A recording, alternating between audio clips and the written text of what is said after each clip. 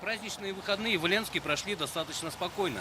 За 11 дней каникул в городе не было ни одной сложной аварии, либо серьезных перебоев с подачей воды.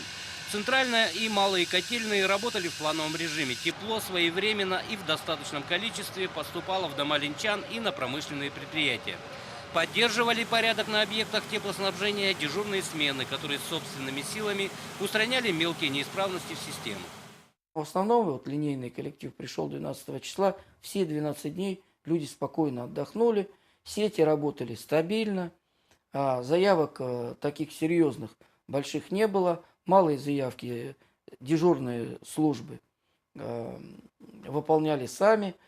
Основной объект теплоснабжения города – центральная котельная. Здесь всегда находится дежурная смена операторов, которая наблюдает за параметрами технологического процесса и знает, как действовать в случае неисправности системы. Который, в свою очередь, обрабатывает заявку, согласует и принимает решение о дальнейших действиях аварийной службы. Сюда же в диспетчерский пункт стекается и вся информация о работе малых котельных, установленных в различных районах города. Параметры полностью отображаются все по работе газовой котельной, то есть от горелок до подачи теплоносителя ГВС, ну и также обратно, то, что возвращается обратка по температуре, по давлению. Полностью все параметры, все отображается здесь, управление осуществляется отсюда. Отсюда поступает и команда на выезд аварийной бригады, которая на месте принимает решение о локализации или ликвидации аварии.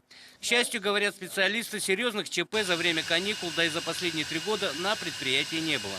Это не только свидетельство профессионализма работников ЛПТС, но и залог спокойствия и здоровья жителей Ленска.